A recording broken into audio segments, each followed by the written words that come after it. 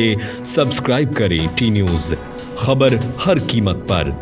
राजस्थान में संस्कृत भाषा को बढ़ावा देने की दिशा में एक अहम कदम उठाते हुए राज्य सरकार ने उदयपुर में प्रदेश स्तरीय संस्कृत विद्वान सम्मान समारोह का आयोजन किया। इस समारोह में राज्य भर से आए संस्कृत विद्वानों को सम्मानित किया गया। इस मौके पर शिक्षा मंत्री मदन दिलावर ने चीन के उत्पादों के बहिष्कार की वकालत करते हुए देश हित में आत्मनिर्भरता को जरूरी बताया और एनसीईआरटी विवाद पर खुद को इतिहासकार न बताते हुए जवाब देने से परहेज किया। उदयपुर में आयोजित प्रदेश स्तरीय संस्कृत विद्वान सम्मान समारोह ने राजस्थान सरकार की संस्कृत संवर्धन की नीति को नई दिशा दी है। इस भव्य कार्यक्रम में राज्य भर से आए विद्वानों को सम्मानित किया गया।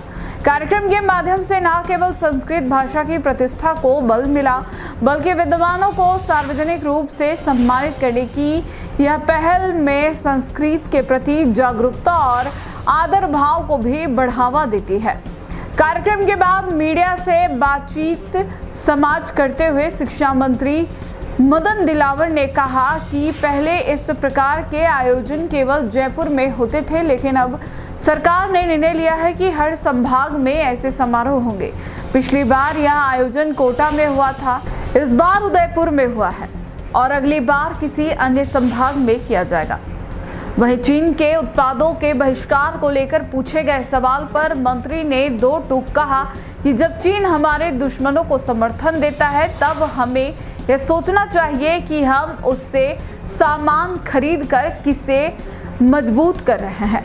उन्होंने कहा कि देश की आर्थिक शक्ति को मजबूत करने और लोगों को रोजगार देने के लिए हमें चीन से आयातित सामानों का बहिष्कार करना होगा। एनसीईआरटी की किताबों में बदलाव और शिक्षा नीति पर उन्होंने कहा कि वे इतिहासकार नहीं हैं और शिक्षा मंत्री होने का मतलब यह नहीं है कि वे हर विषय में विशेषज्ञता रखते हो।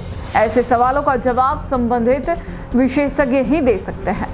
राजस्थान प्रदेश के संस्कृत के जो विद्वान जन हैं उनका सम्मान समारोह,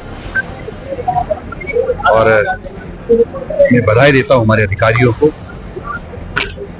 ये कार्यक्रम बहुत अच्छा रहा, सभी व्यवस्थाएं अच्छी।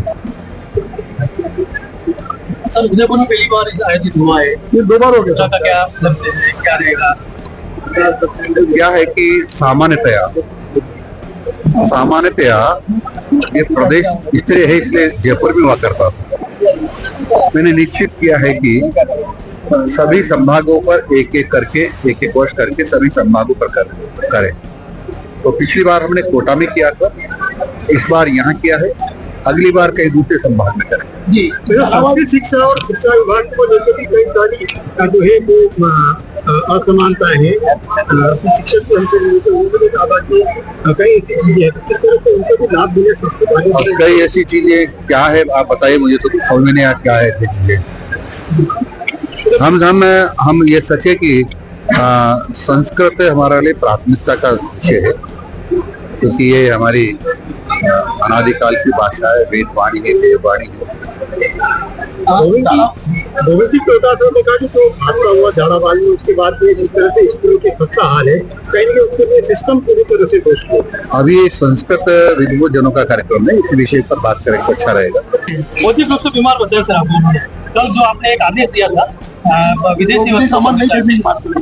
देखो क्या है कि मैंने ये कहा है कि हमारा देश आर्थिक दृष्टि से कमजोर ना हो, हमारे देश के लोगों को रोजगार मिले और हमारे देश का पैसा बाहर न जाए।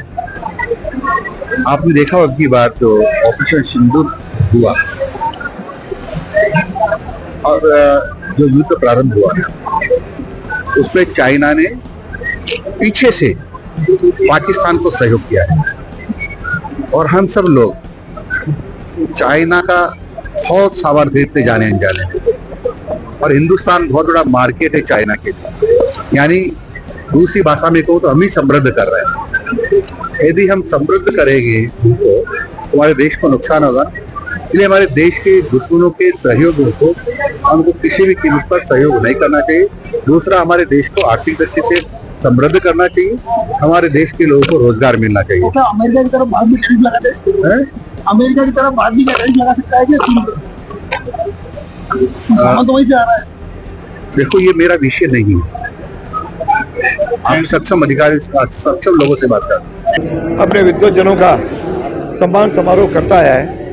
ये पहली बार है कि वो जयपुर से हट करके हमारे उदयपुर नगरी, जो वास्तव में वीरों की नगरी तो है ही, लेकिन एक तरह सा हमारे तीर्थ की भी इसे कहा जा, सांस्कृतिक तीर्थ अतिशयोक्ति नहीं होगी।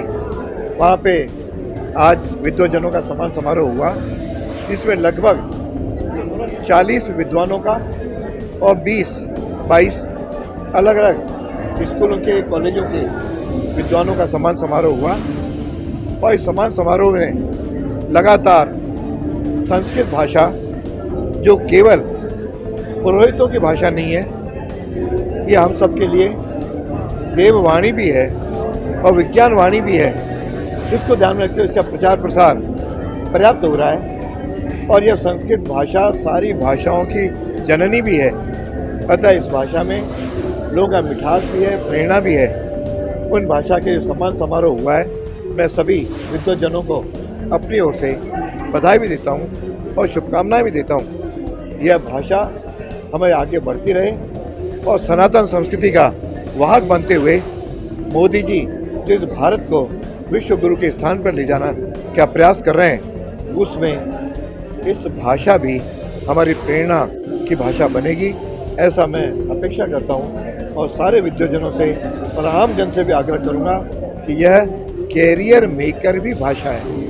आयुर्वेद में भी है और कर्मकांड भी है, ज्योतिष भी है, ऐसे कई क्षेत्र हैं, आयुर्वेद भी है, ऐसे कई क्षेत्र में जिसे संस्कृत भाषा के माध्यम से हमको जीविकोपार्जन और हमारी कैरियर में नौकरी का भी साधन बनती जा रही है। इसलिए आएँ, इस भाषा को बढ़ाएं और हम सब मिलकर के इस भाषा को विश्व की भाषा का स्थान देते हुए हम आगे बढ़ें, ऐसा मैं सबको शुभकामनाएं देता हूँ। उदयपुर के विद्यार्थियों ध्यान दें, मात्र 9,900 रुपए में करें प्रतियोगी परीक्षाओं की ऑफलाइन तैयारी।